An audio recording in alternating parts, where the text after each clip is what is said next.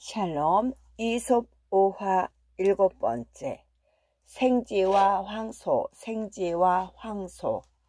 황소 한 마리가 자신의 코를 몰고 달아난 생쥐를 쫓고 있었다.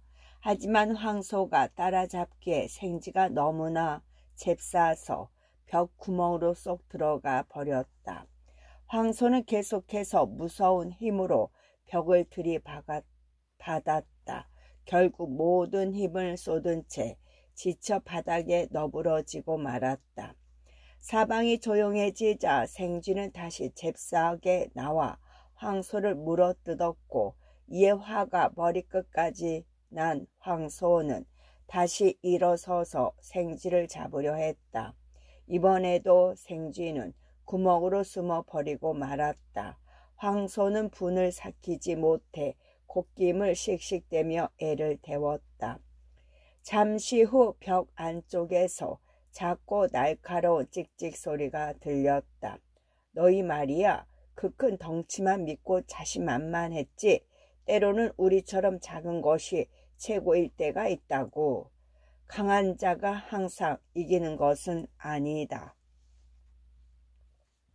늑대와 양, 늑대와 양. 어느 날 한 늑대가 개들에게 호되게 공격을 당했다. 그래서 그는 오랫동안 꼼짝없이 누워 지냈다. 얼마간이 지난 뒤 낫기 시작한 늑대는 배가 고파졌다. 그래서 지나가는 양을 소리쳐 불러 세우고 이렇게 부탁했다. 가까운 냇가에 가서 물 좀 떠다 주겠니? 마실 것만 있어도 고기를 좀 먹을 수 있겠는데. 하지만 이 양은 바보가 아니었고 이렇게 대꾸했다. 제가 얌전히 물을 떠다 준다면 당신은 쉽게 고기를 얻을 수 있겠죠. 전 그 사실을 너무나 잘 알고 있어요. 그러니 안녕히 계세요, 늑대 아저씨. 염소 무리와 염소, 염소 무리와 염소. 어느 날 염소 무리꾼이 가축 우리로 돌아가기 위해 염소떼를 몰고 있었다. 그런데 그중 한 마리가 무리에서 떨어져 돌아오길 거부하는 것이 아닌가.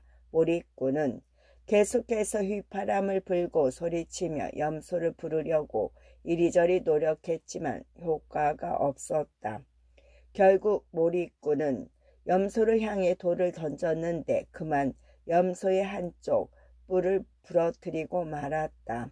당황한 무리꾼이 염소에게 다가가 주인에게는 말하지 말라고 부탁했다. 하지만 염소는 이렇게 되물을 뿐이었다. 바보 같은 친구여, 내가 아무리 내 혀를 가만두어도 내 뿔이 크게 울 텐데 이를 어쩌지?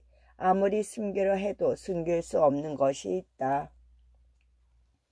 조각상을 운반한 나귀, 조각상을 운반한 나귀. 한 남자가 나귀 등에 신 조각상을 싣고 도시 한 사원으로 향하고 있었다. 길에서 만나는 모든 사람들이 그 신상을 향해 모자를 벗고 머리 숙여 애를 보했다. 그런데 나귀가 이 모습을 보고 자신을 존경해서 그러는 줄로 착각한 나머지 우쭐해지기 시작했다. 결국 있는 대로 거만해진 나귀는 뭐든 자신의 마음대로 할 수 있다고 생각하기에 이르렀다. 그래서 등짐을 진 것에 대한 항의 표시로 걷기를 멈추고 앞으로 나가기를 거부했다. 이런 나귀의 반항을 본 주인은 막대기로 나귀를 세게 오랫동안 때려준 다음 이렇게 말했다. 이 멍청하기 짝이 없는 놈아, 저 사람들이 너 같은 나귀 따위에게 절을 했다고 생각한 게냐? 남의 영광을 차지하려는 자에게는 혹독한 경종이 울리게 될 것이다.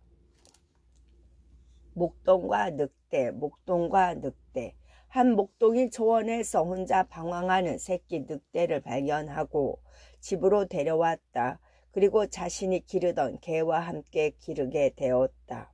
어느덧 새끼 늑대는 몸집이 자라 커다란 어른 늑대가 되었다. 그 늑대는 다른 늑대가 양 한 마리를 훔치면 다른 개들과 함께 그 도둑 늑대를 추격하는 일을 했다.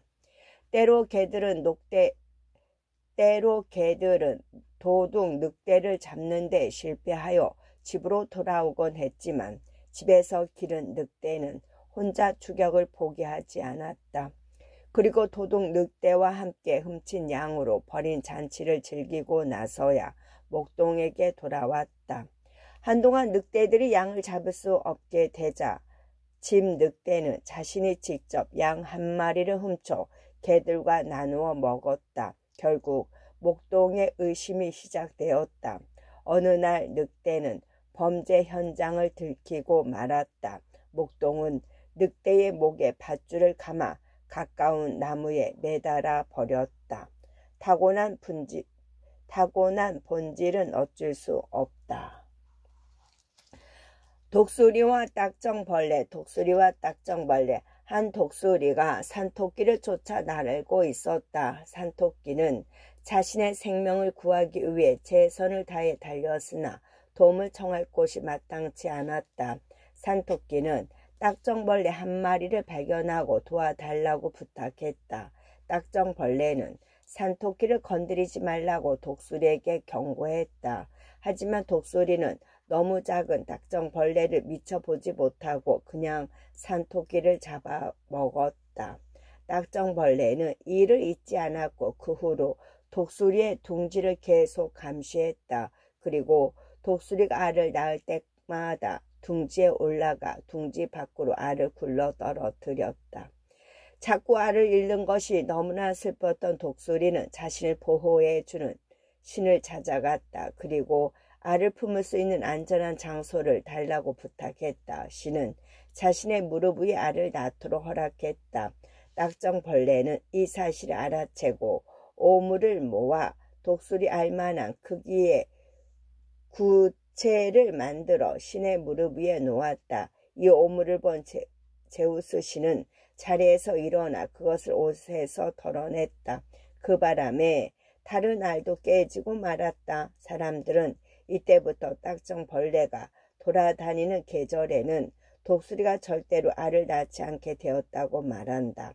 때로 약자는 강자에게 당했던 모욕에 대한 복수 방법을 잘 찾아낸다. 목욕하는 소년. 한 소년이 강물에서 목욕을 하고 있었다. 그러다가 자신의 키보다 더 깊은 곳에 빠져 죽을 위기에 처했다.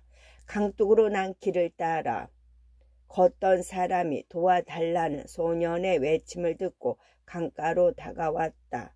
그러더니 깊은 물에 들어갈 정도로 조심성이 없다며 잔소리를 할 뿐 도통 도와주려 하지 않았다. 소년은 이렇게 소리쳤다.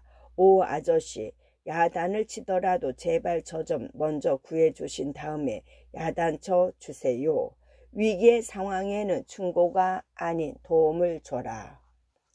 원숭이와 돌고래.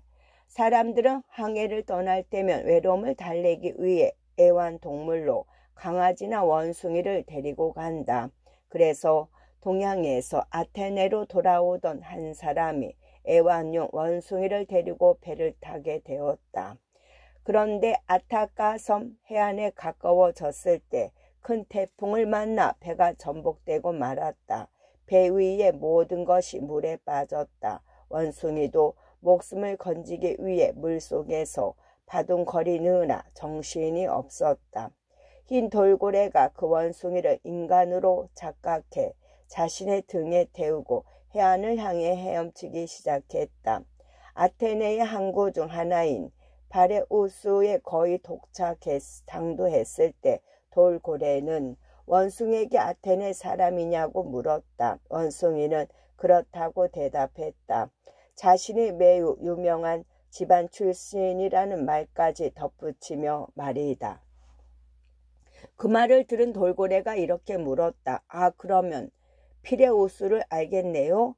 그 이름이 유명한 아테네 사람이라고 생각한 원숭이는 이렇게 대답했다. 물론이죠. 나와는 친한 사이입니다. 이 대답으로 인해 돌고래는 원숭이의 거짓말을 알아차렸다. 그리고 실망한 나머지 다시 바다 아래로 들어가 버렸다. 이 이 불행한 원숭이는 곧 죽게 되었다. 농부와 나귀와 황소, 농부가 황소의 나귀를 한 쌍으로 삼아 멍에를 걸고 밭갈이를 시작했다. 농부에게는 황소가 한 마리밖에 없었기 때문에 어쩔 수 없었지만 이 둘을 함께 둔다는 것은 결코 썩 좋은 짝이 아니었다. 날이 저물고 짐승의 멍에가 벗겨졌을 때 나귀가 황소에게 말했다. 아, 힘든 하루였어. 우리 중 누가 주인님을 집까지 태우고 가지? 이 질문에 황소는 놀란 표정으로 이렇게 대답했다. 뭐야? 당연히 너지. 언제나 그랬듯이 말이야. 사랑에 빠진 사자. 사자가 시골 사람의 딸에게 깊이 반해버렸다. 그리고 그녀와 결혼하고 싶어 했다. 하지만 시골 사람은 그런 무서운 동물에게 딸을 주고 싶지 않았다. 동시에 사자의 기분을 건드리고 싶지도 않았다. 그는 한 가지 방법을 생각해내고 사자에게 말했다. 자네는 우리 딸에게 매우 훌륭한 남편이 될 거라고 생각해. 하지만 자네가 그 이빨을 빼고 발톱을 자르지 않는다면 내 딸과 결혼시키기 어렵네.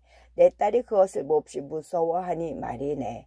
사자는 딸에게 푹 빠진 상태라 선뜻 그 말에 따랐다. 시골 사람은 사자가 부탁대로 하자마자 모든 힘을 잃은 그 사자를 곤봉으로 때려 쫓아버렸다. 헤라클레스와 아테나. 옛날에 헤라클레스가 좋은 길을 따라 여행을 하고 있었다. 그런데 도중에 사과처럼 생긴 물건이 자신의 앞쪽에 떨어져 있는 것을 발견했다. 헤라클레스는 그냥 지나쳐 버리다가 그 물건을 밟고 말았다. 그 물건은 놀랍게도 부서지는 대신 크기가 2배로 커졌다. 다시 내리치자 그것은 곧 엄청난 크기로 불어나 길 전체를 막을 정도로 커져버렸다.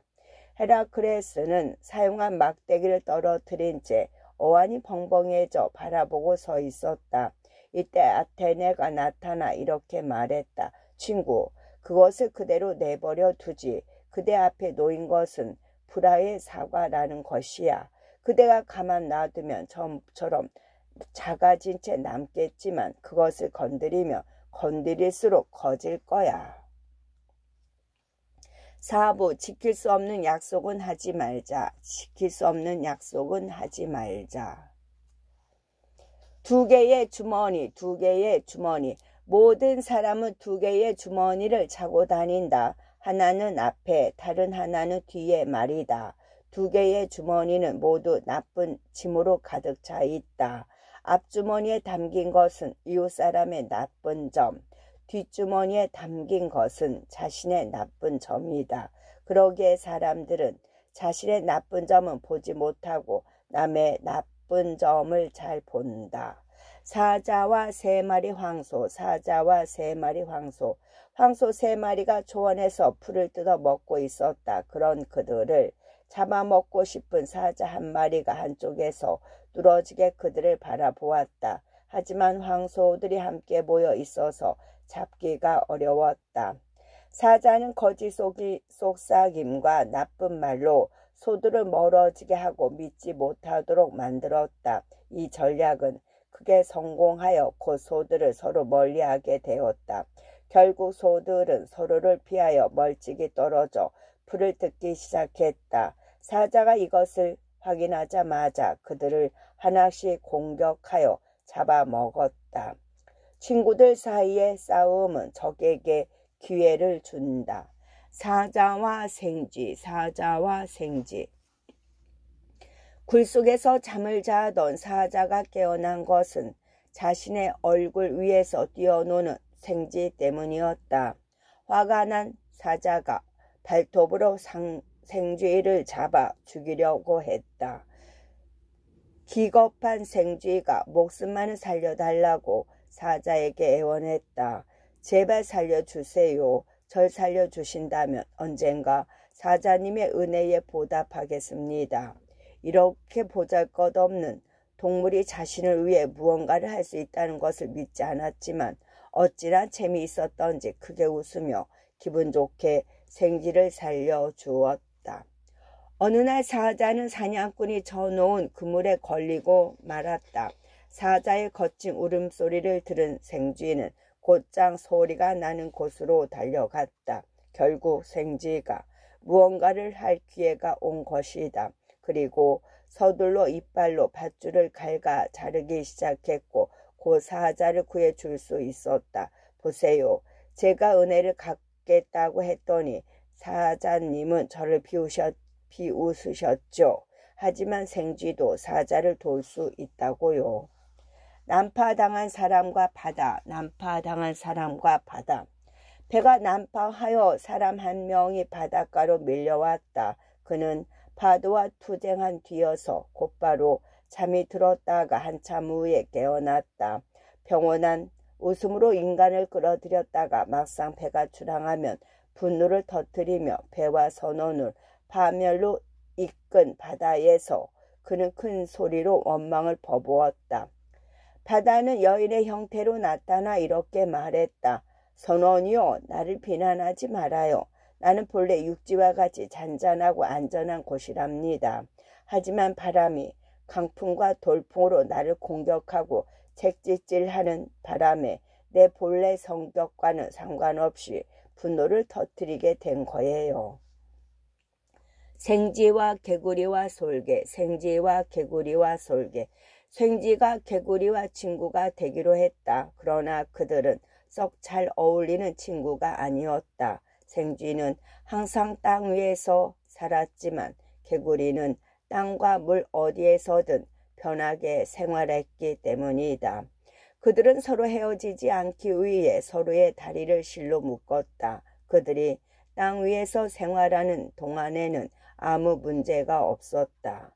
하지만 개구리가 생쥐를 데리고 연못에 뛰어들었고 개굴개굴 울며 신이 나서 헤엄치기 시작했다. 불쌍한 생쥐는 곧 죽었고 개구리를 따라 물 위로 떠올랐다. 죽은 생쥐는 솔개의 눈에 띄었고 솔개는 죽은 생쥐를 낚아챘다. 미처 생쥐와 묶을 신을 풀 수 없었던 개구리도 함께 달려갔다. 결국 솔개와 생쥐와 개구리를 모두 잡아먹었다. 늑대와 말, 늑대와 말. 늑대 한 마리가 어슬렁거리다가 귀리밭에 다다랐다. 하지만 그것을 먹을 수 없었기 때문에 그냥 가려고 했다. 그런데 그곳에 미리 도착했다. 늑대는 속으로 노래를 부르며 이렇게 늑대와 말, 늑대와 말. 늑대 한 마리가 어슬렁거리다가 귀리밭에 다다랐다. 하지만 그것을 먹을 수 없었기 때문에 그냥 가려고 했다. 그런데 그곳에 말이 도착했다. 늑대는 속으로 노래를 부르며 이렇게 말했다. 여긴 귀리밭이야. 내가 너를 위해 귀리를 안 먹고 남겨두었다니까. 네가 익은 곡식을 씹어먹는 소리가 참 듣기 좋거든. 친구여, 늑대가 귀리를 먹을 수 있다면 너는 내 배를 굶주리면서까지 귀가 즐거운 입을 하려고 들지 않을 테지. 자신에게 소용없는 것을 남에게 베푸는 것은 옳지 못하다. 농부와 여우, 농부와 여우. 밤이 되면 여우가 마당을 염탐하다가 닭을 잡아갔기 때문에 농부가 골치를 썩고 있었다. 결국 농부는 여우 덫을 놓아 그 녀석을 잡았다.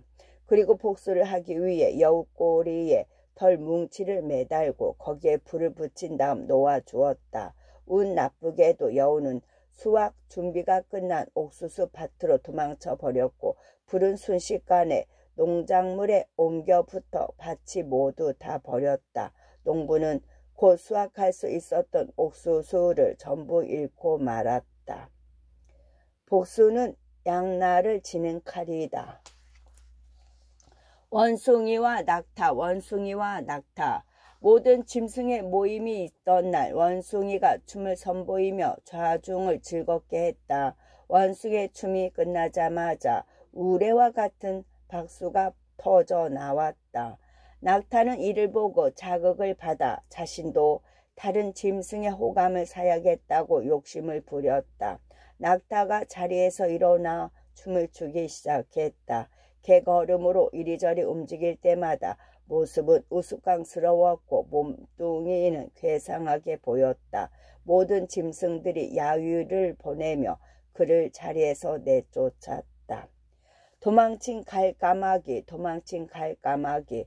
한 남자가 갈까마귀를 잡은 다음 한쪽 다리를 끈으로 매어 아이들에게 애완동물로 주었다. 하지만 갈까마귀는 사람과 함께 사는 것이 괴로웠다. 그래서 새를 어느 정도 길들였다고 생각한 아이들이 방심한 틈을 타 집을 빠져나와 예전에 살던 곳으로 날아가 버렸다. 불행히도 발에 끈이 묶인 채였다. 얼마 후 끈이 나뭇가지에 엉켜 아무리 노력해도 자유로워질 수 없었다. 갈까마귀는 자신의 올가매는 끈을 보며 이렇게 울부짖었다. 아, 자유를 원하느라 내 목숨을 잃겠구나. 박쥐와 가시나무와 갈매기, 박쥐와 가시나무와 갈매기. 박쥐와 가시나무와 갈매기가 함께 장사를 하기 위해 여행길에 나섰다. 박쥐는 이 모험을 위해 돈을 꾸었고 가시나무는 여러 종류의 옷을 들고 왔으며 갈매기는 많은 양의 납을 가지고 배를 탔다. 그렇게 그들은 여행을 떠났다. 그런데 강한 폭풍이 불어 짐을 많이 실은 배가 바다 밑으로 가라앉게 되었다. 새 여행자는 겨우 육지에 도달하게 되었다. 갈매기는 바다 위를 이리저리 날아다니며 이따금 바다로 잠수해 자신이 잃어버린 납을 건져 올렸다. 박쥐는 빚쟁이들이 두려워 낮에는 숨어 있다가 밤에만 먹을 것을 구하러 돌아다니게 되었다. 가시나무는 지나가는 모든 사람들의 옷을 붙잡았다. 자신이 잃어버린 옷을 되찾으려는 노력이었다. 사람은 자신에게 없는 것을 얻으려고 노력하기보다는 자신이 잃어버린 것을 되찾으려는 데에 더 많은 노력을 쏟는다.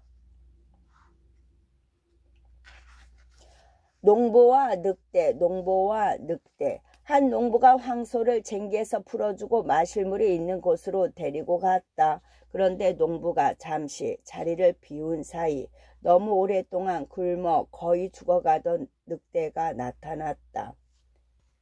거의 굶어 죽어가던 늑대가 나타났다. 그는 배고픔을 달래기 위해 쟁기와 멍에가 연결된 가죽끈을 씹기 시작했다. 정신없이 가죽끈을 씹던 늑대는 그만 마구에 이리저리 엉키고 말았다. 이것을 깨달은 늑대가 깜짝 놀라 벗어나기 위해 발버둥 쳤고 그 모습은 마치 쟁기질이 하고 싶어 안달이 난 것처럼 보였다. 그러다가 밭에 쟁기질이 만들어낸 고랑으로 쟁기를 끌어당기게 되었다. 이때 돌아온 농부가 이 모습을 보고 소리쳤다.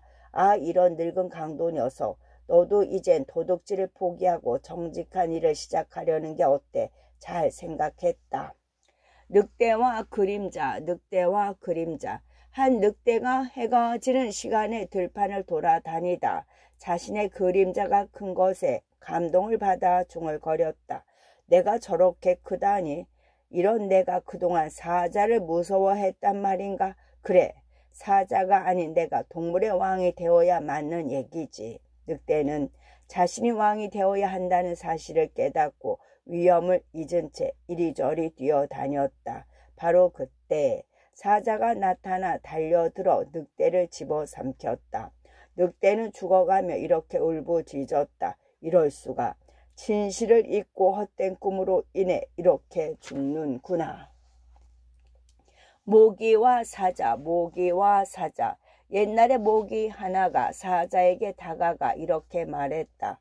나는 네가 전혀 무섭지 않아. 힘에서도 넌 내 적수가 될 수 없어. 네가 가진 힘이 결국 이룬 게 뭐지? 발톱으로 핥히고 이빨로 무는 화난 여자처럼 덤비는 거. 그게 뭐라고? 나는 너보다 훨씬 더 강하단다. 내 말을 못 믿겠으면 한번 싸워볼래. 모기가 이렇게 말하고 나서 엥하고 순식간에 나라와 사자의 코를 물어버렸다. 사자는 모기를 죽이려고 자신의 코를 벅벅 긁었다.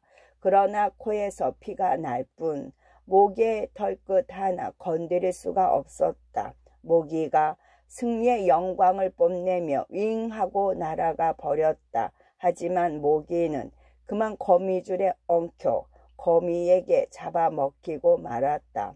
동물의 왕을 이겼다고 생각했지만 곧 곤충의 먹이가 된 것이다. 램프. 기름이 가득 담긴 램프가 밝은 빛을 내며 타고 있었다. 그는 자신이 태양보다 더 밝게 빛난다는 자만심과 자랑으로 들떠 있었다. 이때 바람 한 점이 불어와 램프에 불을 꺼뜨렸다. 사람이 다가와 성냥을 그어 다시 불을 붙여주며 이렇게 말했다. 너는 그냥 불이나 밝혀. 네가 태양을 왜 신경 쓰냐. 봐라. 넌 지금 다시 불을 붙여줘야 하지만 저 별은 다시 불을 붙여줄 필요가 없는 존재야. 제우스와 원숭이. 어느 날 제우스가 가장 아름다운 새끼를 낳는 짐승에게 상을 주겠다고 선포했다. 이 대회에 참가한 짐승 중에는 원숭이도 있었다. 이 원숭이는 털도 없고 코도 납작한 작고 못생긴 아기 원숭이를 안고 나타났다. 이것을 본 여러 신이 모두 크게 웃었다. 하지만 엄마 원숭이는 아기 원숭이를 꼭 껴안은 채 이렇게 말했다. 제우스님께서는 마음에 드는 누구에게든 상을 주셔도 전 상관없습니다. 저는 제 아기가 모든 아기 중에서 가장 아름다운 아기라고 항상 생각할 테니까요. 노동자와 뱀. 한 노동자의 어린 아들이 뱀에게 물린 상처 때문에 죽게 되었다. 아버지는 아들의 죽음을 슬퍼했고 화를 참지 못해 도끼를 들고 뱀 구멍으로 향했다. 그리고 뱀을 죽일 기회를 노렸다. 이윽고 구멍 밖으로 뱀이 나오자 남자가 도끼로 내리쳤다. 하지만 꼬리 끝 부분만 잘라냈을 뿐 뱀은 다시 구멍 안으로 기어 들어갔다. 남자는 포기하는 척하며 뱀이 다시 밖으로 나오도록 계속 꿰어냈다. 그러자 뱀이 안에서 대꾸했다.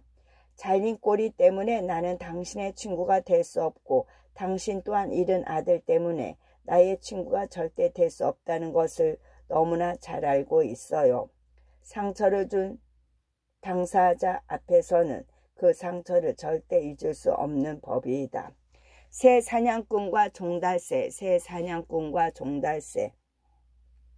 새 사냥꾼이 새를 잡기 위해 그물을 치고 있었다. 새 사냥꾼이 새를 잡기 위해 그물을 치고 있었다. 그런데 종달새 한 마리가 날아와 무엇을 하느냐고 물었다. 나는 도시를 만들고 있지. 새 사냥꾼이 이렇게 대답하고 좀 떨어진 곳으로 자리를 옮겨 숨었다. 사냥꾼의 말에 호기심이 생긴 종달새는 그물을 이리저리 살펴보았다. 그리고 미끼를 발견하고는 그것을 얻기 위해 그물을 향해 날아갔다. 그 순간 새가 그물에 엉켰고 새 사냥꾼이 재빨리 달려와 종달새를 붙잡았다. 종달새가 이렇게 외쳤다. 아, 얼마나 바보 같은 짓을 했나. 어쨌든 당신이 만드는 도시가 이것이라면 얼마 지나지 않아 그곳은 바보들로 가득 차겠군요. 의사. 한 사람이 병을 얻어 침대에 누웠다. 그는 여러 의사의 왕진을 받았다. 모든 의사들이 당장 위독한 것은 아니지만 병이 깊어질 것이라고 말했다. 한 의사만 빼고 말이다. 의사는 환자가 진찰을 받은 마지막 의사이기도 했는데 그는 환자에게 나쁜 상황을 대비하라고 말했다. 하루도 채 못 사실 수도 있습니다. 제가 할 수 있는 것은 아무것도 없군요. 의사가 말했다. 하지만 그 의사가 오진을 했다는 것이 밝혀졌다. 며칠 후 그 환자가 얼굴이 유령처럼 창백하긴 했지만 침대에서 일어나 주변을 산책하고 다녔기 때문이다. 환자는 산책 도중 자신이 죽을 것이라고 말했던 의사와 마주치게 되었다. 의사가 이렇게 물었다. 아이쿠, 안녕하시지요? 저승에서 막 돌아오셨나 보군요. 하늘나라로 갔던 사람들은 잘 지내고 계셨지요? 편안히 잘 계신 것 같더군요. 삶의 모든 고난을 잊을 수 있는 망각의 물을 마신 사람들이니까요. 환자가 대답했다. 그리고 이렇게 덧붙였다. 내가 저승을 떠나기 직전에 보니까 그곳에서는 모든 의사들을 고소할 준비를 하고 있더군요. 이유 있은즉 환자를 자연의 순리대로 죽도록 내버려 두지 않고 그들의 목숨이 늘어나도록 기술을 쓰고 다니기 때문이랍니다. 하늘나라에서는 당신도 고소하겠지요. 그때가 되면 당신이 의사가 아니라 그저 사기꾼에 불과하다는 사실을 내가 말하려고 하오. 어린 암소와 황소, 어린 암소와 황소. 황소가 쟁기질을 하며 힘겹게 일을 하고 있었는데 어린 암소가 그것에게 다가와 그렇게 일을 열심히 하는 이유가 뭐냐며 불쌍하다는 듯이 물었다. 얼마 후 마을에 축제가 열렸고 모든 사람들에게 휴일이 찾아왔다. 황소는 일을 하지 않아도 되어 조원에서 자유를 즐기게 되었다. 하지만 황소는 이날 재물이 되기 위해 잡혀 끌려갔다. 황소가 씁쓸히 미소 지으며 중얼거렸다. 아, 네가 왜 그렇게 여유롭게 지낼 수 있었는지 이제 알겠다. 너는 재물이 될 몸이기 때문이었구나. 늑대에게 쫓기던 어린 양, 늑대에게 쫓기던 어린 양. 늑대가 어린 양을 추격하고 있었다. 어린 양은 한 사원 안으로 몸을 숨겼다. 늑대는 어린 양에게 그곳에서 나오라고 나지막이 소리쳤다. 네가 나오지 않는다면 사제가 너를 잡아 제단의 제물로 바칠 거야. 신경 써줘서 고맙지만 난 그냥 여기 그대로 있겠어요. 지금 늑대에게 잡아먹히기보다 언젠가 제단의 제물이 되는 편을 택하겠어요. 독수리와 수탉들, 독수리와 수탉들.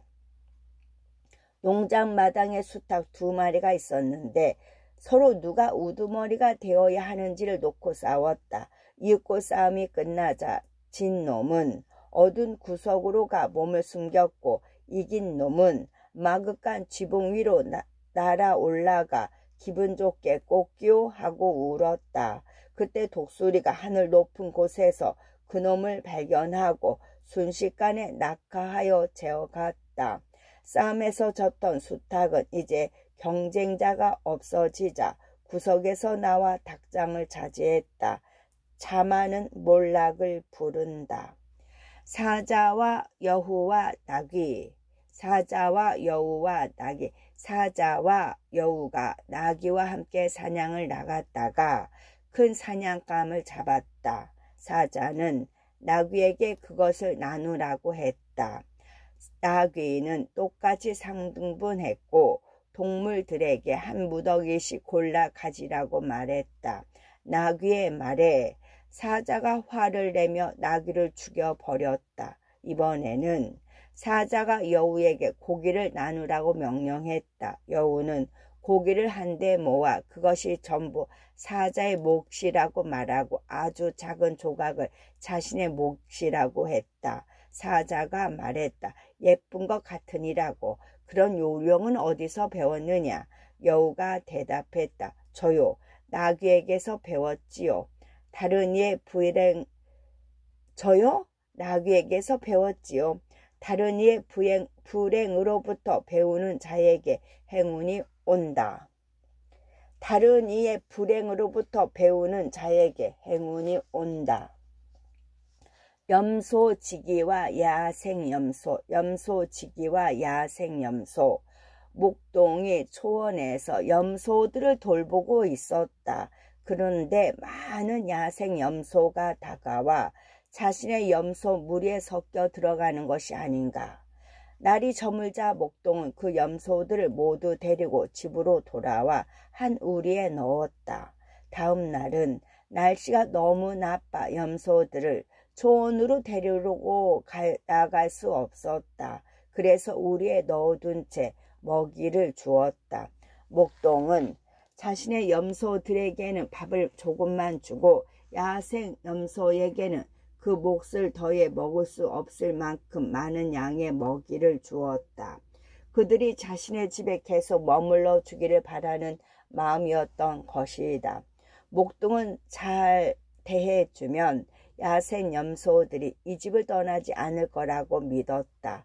날씨가 다시 좋아지자 목동은 염소들을 데리고 초원으로 나갔다. 그런데 산 가까이에 도착하자마자 야생 염소들이 무리에서 빠져나와 모두 도망쳤다. 목동은 몹시 화가 나 그들의 배은망덕함을 욕하며 이렇게 소리쳤다. 나쁜 놈들 같으니라고. 내가 자기들을 얼마나 잘 대접했는데 이렇게 도망을 치다니. 이 말을 들은 야생 염소 한 마리가 뒤돌아보더니 이렇게 말했다. 네, 그러셨죠. 아주 잘해주셨죠. 그런데 잘해주셔도 너무 잘해주신 게 문제죠. 우리는 스스로를 보호하기 위해 떠나는 거예요. 원래 염소들보다 새 염소들에게 더 잘해주시는 걸 보니 또 다른 염소들이 찾아온다면 그들을 챙겨주느라 우리를 소홀히 하실 테니까요. 새와 짐승과 박쥐, 새와 짐승과 박쥐.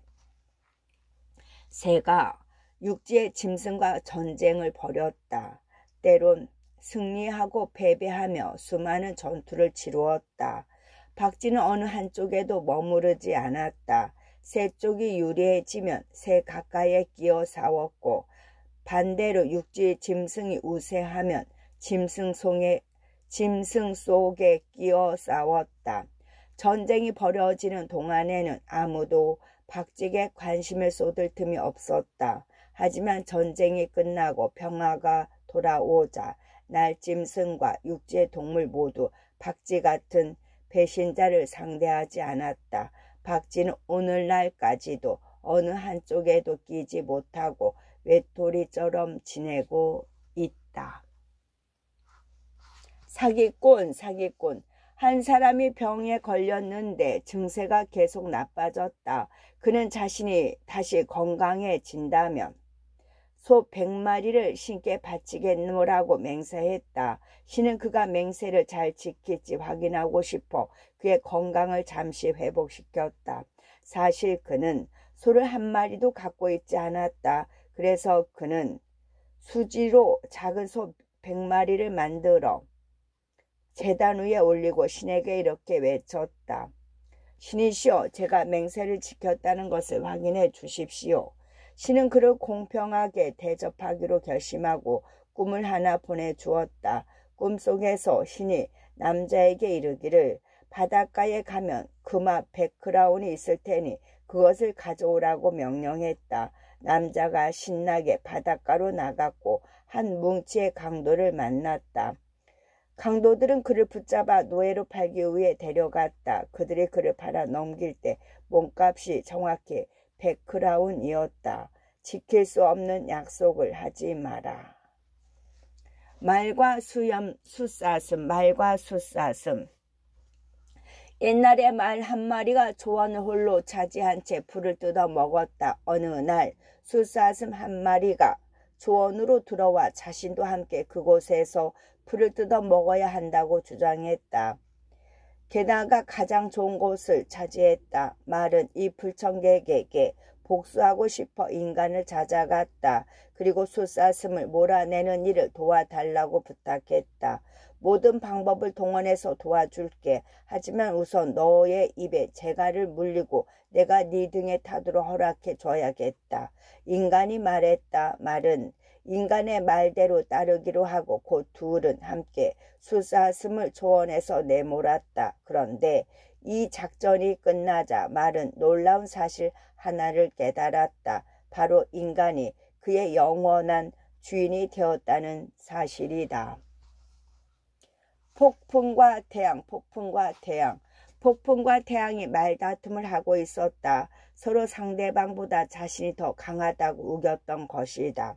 결국 그들은 한 나그네에게 자신의 힘을 써서 누가 더 빨리 그의 외투를 벗길 수 있는지 보고 판단을 내리기로 했다. 북풍이 먼저 시도했다. 북풍과 태양. 북풍이 먼저 시도했다. 그는 자신의 힘을 모두 모아 무서운 해오리 바람을 나그네 주위에 만들었다. 그리고 그 바람으로 외투를 떨쳐 내리고 안간힘을 썼다. 하지만 바람이 더욱 거세지면 거세질수록 나그네는 외투를 더 단단히 여밀 뿐이었다. 태양의 차례가 되었다. 처음에 태양은 나그네의 머리 위로 따사로운 햇볕을 내리쬐었다. 곧 나그네는 외투를 쥐고 있던 손을 풀고 어깨에 헐렁이 걸친 채 걷기 시작했다. 이때 태양은 있는 힘을 다해 햇볕을 내리쬐었다. 나그네는 몇 걸음 가지 않아 외투를 벗고 가벼운 발걸음을 옮겼다. 설득이 강압보다 나은 법이다. 뱀과 제우스. 뱀은 몸이 길고 일으킬 수가 없기 때문에 사람과 짐승에게 밟히는 고통을 자주 당했다. 뱀은 제우스를 찾아가 위험에 노출될 수밖에 없는 자신의 운명을 불평했다. 하지만 제우스는 별 감정 없이 이렇게 대꾸했다. 네가 처음으로 너를 밟은 사람을 물기만 했어도 다른 사람들이 발걸음을 옮길 때 널 조심했을 텐데 안타깝구나. 병든 숫사슴. 한 숫사슴이 병에 걸려 숲속 공터에서 쉬고 있었다. 그는 몸이 너무 아파 그곳에서 나올 수가 없었다. 숫사슴이 아프다는 소식이 퍼져 다른 짐승들이 문명을 왔다. 그런데 그들은 환자 옆으로 자라는 많지도 않은 풀을 조금씩 뜯어 먹었다. 결국 병든 숫사슴이 입이 닿을 만한 곳에는 풀잎이 하나도 남아있지 않았다. 며칠 후 숫사슴의 병이 호전되기 시작했지만 아직 힘이 없어 풀을 찾아 나설 수가 없었다. 결국 숫사슴은 친구들의 생각 없는 행동으로 인해 안타깝게 굶어 죽고 말았다. 까마귀와 갈까마귀. 한 까마귀가 갈까마귀를 질투했다. 이유 있은즉 갈까마귀는 인간들에게 미래를 알려주는 신비한 새로 여겨져 큰 존경을 받았기 때문이다. 까마귀는 자신도 갈까마귀처럼 유명해지고 싶었다. 어느 날 까마귀는 몇몇 여행자들이 가까이 다가오는 것을 발견했다. 그는 근처에 나뭇가지 위로 날아올라 깍깍하고 크게 울어댔다. 여행자들은 까마귀의 울음소리가 불길한 징조일지도 모른다는 생각에 겁을 먹었다. 그때 한 사람이 까마귀를 발견하고 친구들에게 이렇게 말했다. 이 사람아, 그저 까마귀일 뿐이야. 아무 의미도 없다고. 그냥 가던 길이나 어서 가세. 자신이 뭔가 특별한 것처럼 가장하는 자는 스스로를 우스꽝스럽게 만들 뿐이다. 부엉이와 새들. 부엉이는 매우 현명한 새다. 아주 오랜 옛날 최초의 참나무가 숲속에서 싹을 틔웠을 때 부엉이는 모든 새를 불러놓고 말했다. 이 작은 나무들이 보여? 너희가 내 충고를 받아들인다면 이것들은 이렇게 작을 때 없애야 해. 왜냐하면 이것이 크게 자라면 겨우살이라는 식물이 이 나무 위에 생기고 거기에서 너희를 잡을 수 있는 끈적끈적한 액이 나오니까. 맨 처음 이마가 뿌려졌을 때도 부엉이들은 새들에게 말했다. 맨 처음 아마가 뿌려졌을 때도 부엉이는 새들에게 말했다. 아마는 줄기가 가늘고 길며 많은 가지를 치는 식물이다. 여기서 나는 섬유로 옷감을 짜거나 그물이나 밧줄을 만든다. 가서 저 씨앗을 다 먹어버려야 해. 바로 아마의 씨거든. 사람들이 아마로 우리를 잡을 새 그물을 만드니까. 처음 활 쏘는 사람을 보았을 때 부엉이는 또다시 새들에게 경고했다. 저 인간은 무서운 적이며 깃털 달린 화살로 새를 맞춰 떨어뜨릴 것이라고 말이다. 새들은 부엉이의 말을 귀담아 듣지 않았다. 오히려 부엉이가 미친 것이라고 생각하고 비웃기까지 했다. 하지만 모든 것이 부엉이가 예언한 대로 되자 그들은 생각을 바꾸고 부엉이를 존경하게 되었다. 그 후부터 새들은 부엉이가 나타날 때마다 유익한 이야기를 들려줄 것이라는 희망을 가지고 그의 시중을 들었다. 하지만 부엉이는 더 이상 그들에게 충고를 해주지 않았다. 그저 다른 새들의 어리석음을 무덤덤하게 바라보며 명상에 잠길 뿐이었다. 사자와 여우와 숫사슴. 사자와 여우와 숫사슴. 사자가 병이 들어 자신의 굴에 누워 있었다. 스스로 먹이를 찾을 수 없었던 사자는 문병을 온 자신의 친구 여우에게 이렇게 부탁했다. 친구, 저 숲으로 가서 거기 사는 큰 숫사슴을 내 동굴로 깨워오면 숫사슴의 심장과 머리로 영양 좀 보충해야겠어. 이 말을 들은 여우가 숲으로 가서 숫사슴을 찾았다. 그리고 이렇게 말했다. 선생님, 당신이 운이 어찌나 그렇게 좋으신지 우리들의 왕 사자님을 아시죠?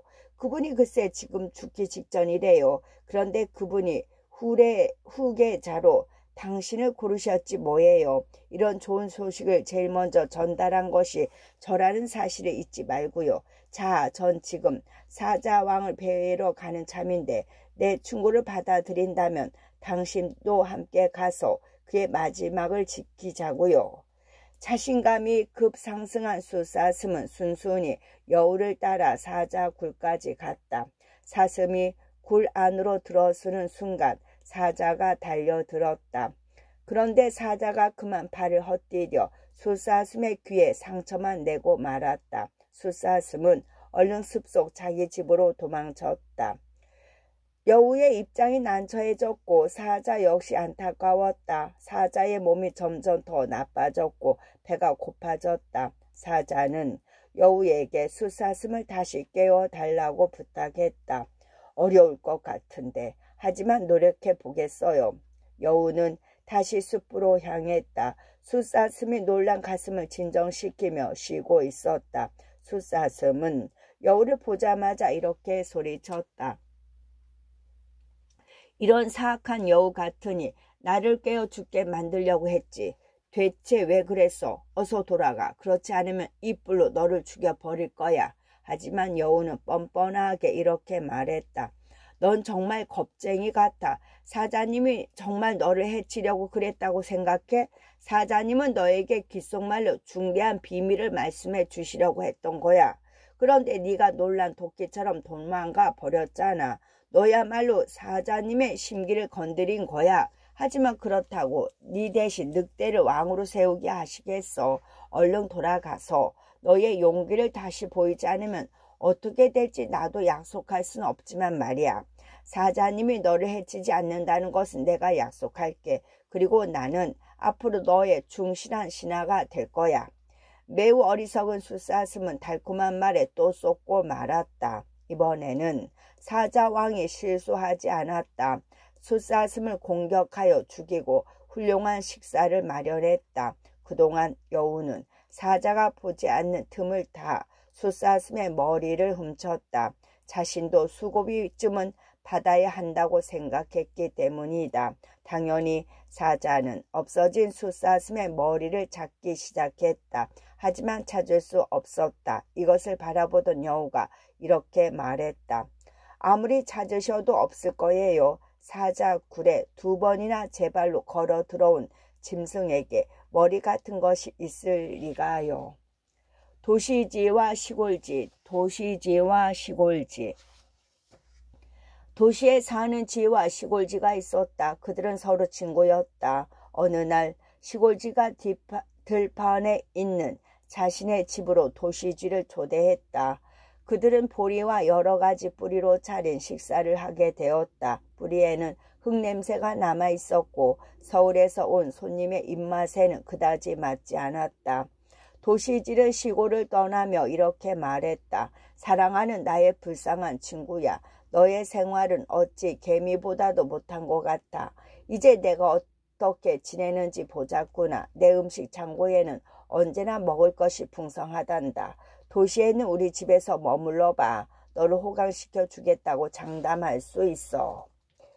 도시지는 시골지를 데리고 도시에 도착했다. 그리고 자신의 음식 창고를 보여주었다. 그곳에는 밀가루, 귀리, 무화과, 꿀과 대추 등이 보관되어 있었다.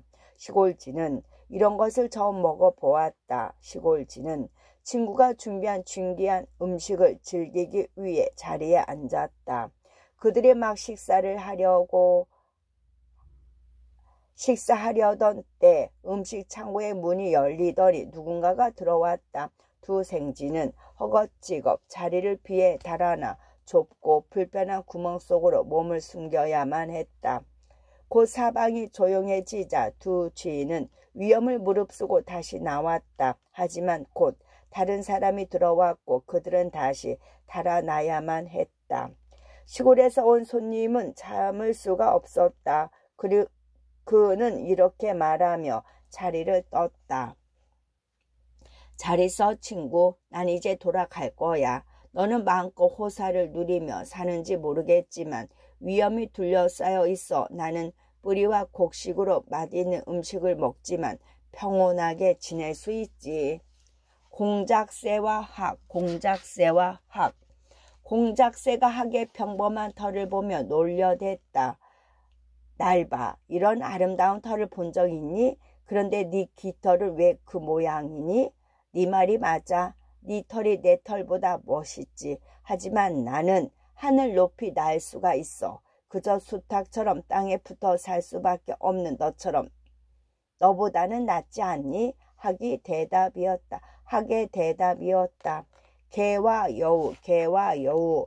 옛날에 개 한 마리가 바다를 떠나 해안에서 좀 떨어진 육지의 조원에 정착했다. 조원이 푸르고 비옥해 먹이가 많은 것처럼 보였기 때문이다. 그때 배고픈 여우가 지나는 길에 개를 발견하고 그것을 잡았다. 막 잡아먹으려는 순간 개가 이렇게 중얼거렸다. 나는 내 꾀에 내가 속았어. 특별한 이유도 없이 바닷가 내 집을 떠나 내게 속해 있지 않은 육지에 정착하려 했으니까 자신의 운명에 만족하라. 나귀와 늙은 농부, 나귀와 늙은 농부. 늙은 농부가 불밭에 앉아 옆에서 풀을 뜯어 먹는 자신의 나귀를 물끄러미 바라보고 있었다. 그때 무기를 든 사람들이 몰래 나귀에게 다가가는 것을 발견하고 그는 벌떡 일어나 나귀에게 어서 함께 달아나자고 부탁했다. 안 그러면 우리 둘 다 모두 적에게 붙잡힐 거야. 하지만 나귀는 느긋하게 돌아보며 이렇게 말했다. 잡혀간다고 해도 저들이 지금 제가 짊어지는 것보다 더 무거운 짐을 나르라고 할까요? 그렇지는 않겠지. 주인이 대답했다. 오, 그렇군요. 그렇다면 저들이 저를 잡아가도 상관없어요. 설마 지금보다 더 힘들기야 할까요? 돌팔이 의사, 돌팔이 의사. 옛날에 개구리 한 마리가 다른 동물들에게 자기 자랑을 떠들고 다니기 시작했다. 자신은 모든 병을 치료할 수 있는 지식이 있으며 모든 약을 잘 알고 있다고 말이다. 이야기를 듣고 있던 동물들 사이에 여우도 한 마리 있었는데 그 여우가 이렇게 소리쳤다. 의사 선생, 자신의 쩔룩거리는 다리와 피부에 난 검버섯과 주름도 못 고치면서 어떻게 남을 고친다고 말할 수 있습니까? 의사 선생님들 먼저 자신의 병부터 고치시길. 사자와 곰과 여우, 사자와 곰과 여우. 사자와 곰이 동시에 새끼 염소를 잡았는데 서로 갖겠다고 싸웠다. 그러다 보니 두 짐승은 완전히 지쳐버렸고 심한 상처도 입었다. 그들은 숨을 헐떡이며 바닥에 너부러졌다. 그런데 여우 한 마리가 근처에서 이 싸움을 지켜보고 있었다.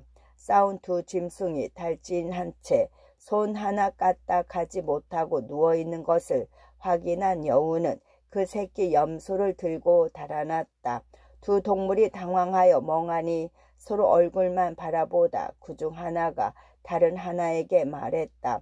싸운 건 우리인데 최후의 승자는 결국 여우가 되어버렸군. 농부와 황새, 농부와 황새. 한 농부가 씨 뿌리기를 끝낸 밭에 씨를 주워 먹으려는 학을 잡기 위해 덫을 두었다. 농부가 덫을 확인하러 와보니 학이 몇 마리 잡혀 있었는데 그 중에 황새 한 마리도 끼어 있었다. 그 황새는 살려달라고 애원하며 이렇게 말했다. 아저씨는 저를 죽이시면 안 돼요. 제 깃털을 보시다시피 저는 황새이고 황새는 새 중에서 가장 정직하며 사람들에게 해를 끼치지 않으니까요. 네가 황새든 말든 나한텐 상관없다. 그저 내 곡식을 망치는 학 사이에 있었으니 학과 마찬가지로 대할 것이다.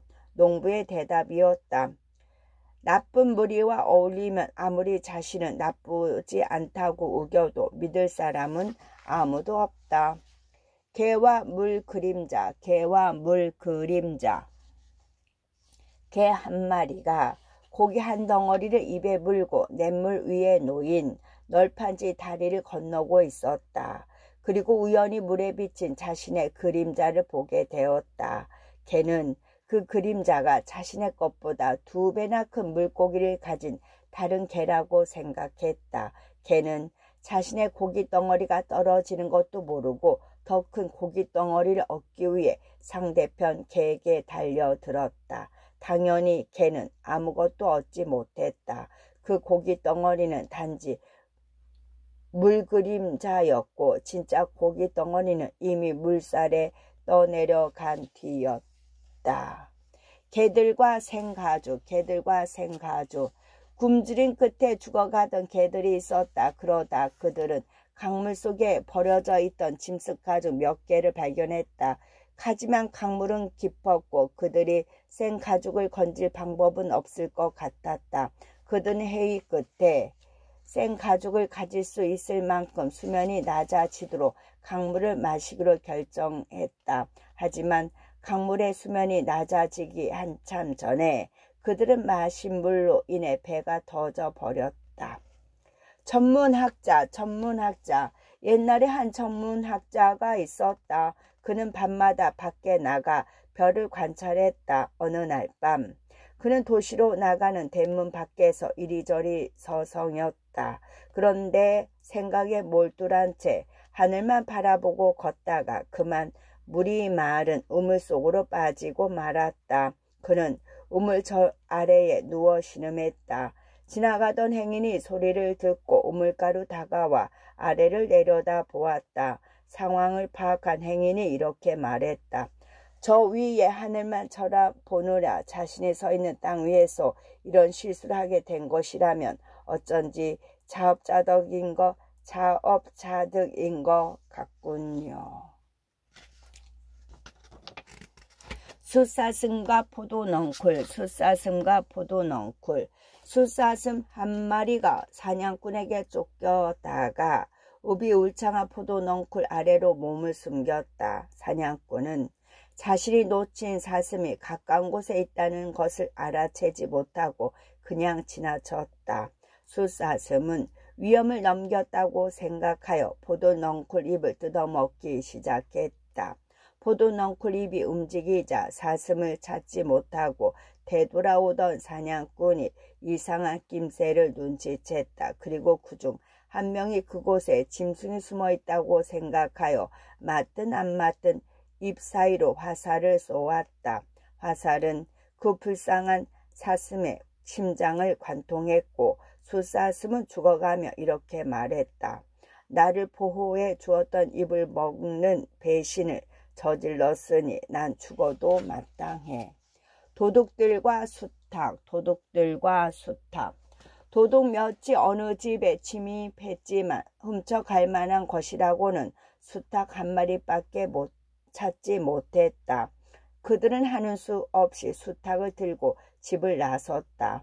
도둑 중 하나가 저녁을 만들기 위해 수탉을 막 죽이려던 참에 수탉이 자신을 살려달라며 이렇게 울었다. 제발 살려주세요. 저는 쓸모가 참 많은 짐승이랍니다. 아침마다 울어 선량한 사람들을 잠에서 깨우고 일을 나가게 하지 않습니까? 그들은 그 말을 들은 도둑이 화난 목소리로 이렇게 대답했다.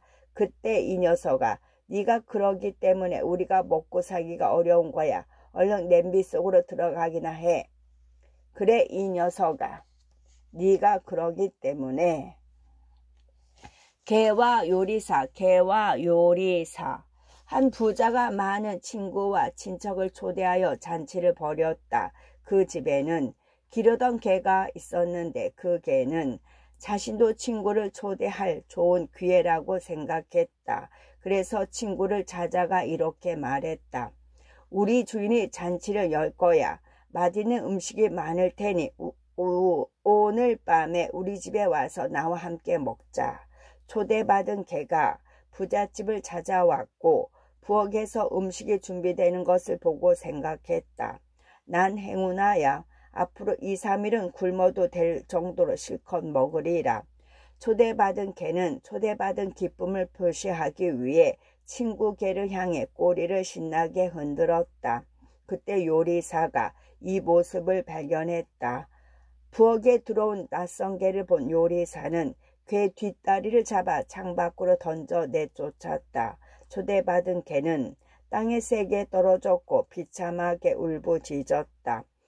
그는 발을 절며 있는 힘껏 달아났다. 얼마 후 그가 다른 친구들을 만났다. 개들이 그에게 물었다. 어떤 음식을 먹었소? 그 개가 이렇게 대답했다. 굉장한 날이었어. 와인을 너무 많이 마셨던 나머지 내가 그 집에서 어떻게 나왔는지도 기억이 안 나는걸. 남의 돈으로 베푸는 호의를 조심하라. 군인과 말.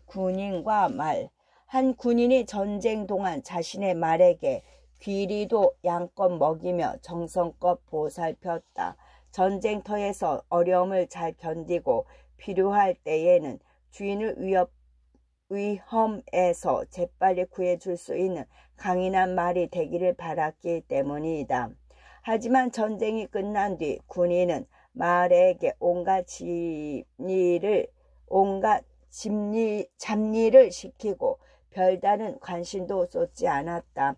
먹이라고는 왕겨밖에 주지 않았다. 그러다가 다시 전쟁이 발발했다. 군인은 말 위에 안장을 얹고 고삐를 뺐다. 그리고 자신은 무거운 갑옷을 입고 말등에 올라 전쟁터로 출발했다.